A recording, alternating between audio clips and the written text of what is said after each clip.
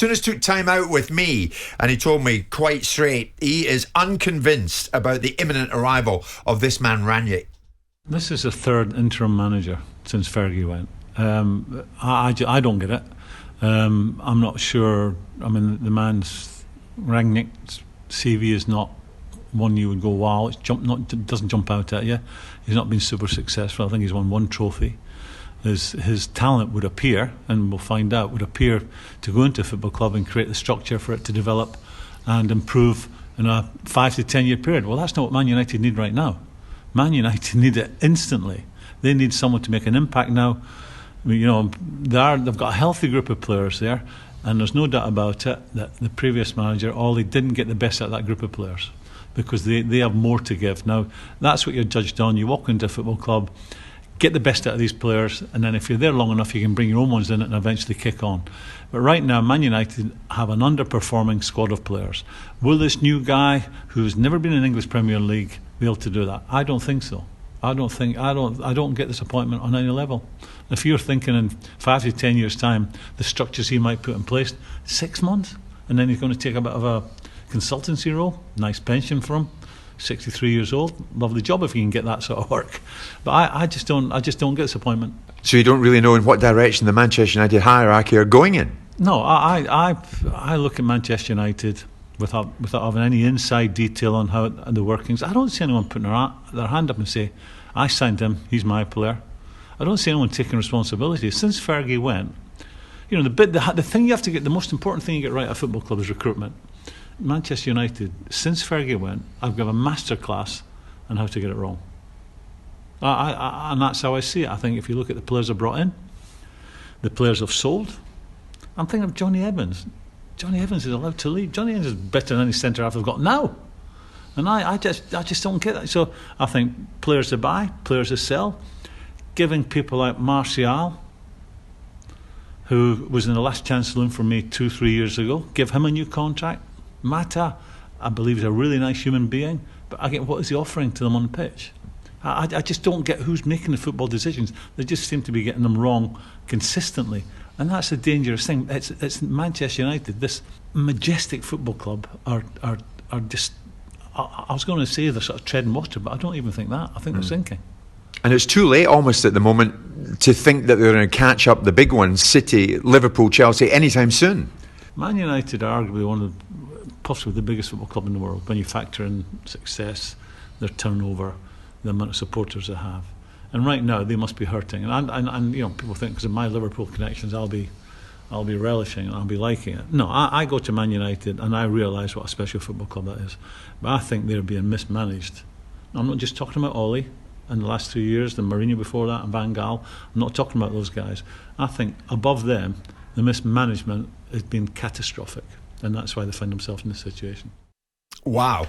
Simon, the mismanagement has been catastrophic. Manchester United sinking. You heard it there from Souness. Didn't hang around. And is genuinely baffled as to the appointment of Ralph Rangnick. Yep. Genuinely baffled. This is the road they want to go down. And you could hear it in his voice. He recognises the stature of Manchester United. This is the former Liverpool captain. Yep. But he's like, I just don't get the decision-making process. When Graeme, and I'm a big admirer of Graeme's, as you know, and a lot of the things that Graeme says, I hold the same views.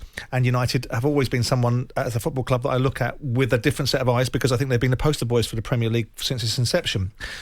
Catastrophic is a word that you could deploy to one side of the operation, but not another. United's performances off the pitch for the guys that are running the football club hasn't been catastrophic. The core product hasn't been good enough. 2 or 3 years ago, they were winning things. They were bit part things, and Mourinho came in and won the Europa League and won the League Cup and put them second in the league. Ole Gunnar Solskjaer has trod water for 3 years to get rid of this awful spectre of what Mourinho apparently put across the entire Manchester landscape. That it took 3 years to get rid of that evil seed that he planted in United. I look at it and say, what is the brief for Rangnick? What was the brief? We spoke about it last week and said, if you're Manchester United, and we kind of got Julian, the French correspondent, Julian Laurent, going back and forward, flip-flopping about whether Pochettino was going to come or not. If you're Manchester United and you want a manager, I don't understand why you can't go and get them. Because really and truly, if you're Manchester United, the lure is still significant. The financial support that you make available to your managers is very, very are supportive in terms of the economics they put behind a manager when he comes in. So why they have to go with an interim, I don't know. And I don't understand what his brief is. And if the brief is, we need to tread water for 6 months, try and get rid of the culture, lay the landscape out for a new director of football, because clearly our appointments across the pantheon of football appointments haven't been very good. Yeah. Whether it's the backroom staff, whether it's the senior management staff that interacts with the Ed Woodwards of the world that people will be glad to know is sticking around until the next appointment, all of that is right with what Graeme says. But the idea that you can just take Rangnick and say, I don't get it, without understanding what his brief is. If his brief is, as I've just laid out, stabilise, get a bit of culture back in this football club, build a bit of a landscape for a proper manager to come in and take over in the summer, then get that. Whether you agree with it or not is a different matter. But United must have a brief for this man, because it doesn't seem to make any sense that it couldn't rock into the world and say, we'll have you, or we'll have Conte, or we'll have had Pochettino, because Pochettino wants to come, so we'll do what it takes to get him. Well, if they are adamant on Pochettino, for example, like we think they are, and they do have to think they have to wait till the summer, the reason they can't get him signed is, like you've said many times, with establishment like PSG and the owners behind them, they just say, no, it's tough, you're not going. But if the manager's got any balls about him, because he's running around briefing everybody left, right and centre, so it would be so we're led to understand. But he hasn't done that, so the reason they've probably done this interim, and they're trying to make a plan, if they are single-mindedly thinking Poch is the man for them moving forward, then this makes more sense. If that isn't the end game and they don't have a bigger picture and they're kind of waiting and seeing, then I see where Graham's coming from. I mean, I alluded to some of the points that Graeme was talking about in terms of if you look at the guy's CV and what he's done, it doesn't fit the normal criteria of a manager who's walking into Manchester United, but nor did Ollie. Did he really? And they've tried the Mourinho Van Gaal, who've won everything, done everything, and that didn't work. Sure. It seems to me at the moment like the hierarchy are in a bit of a... It's a lottery for them. They don't really know for sure that they're gonna get success whichever way they go and however much money they throw at it. But Graham's most salient point is, how can you trust the same people?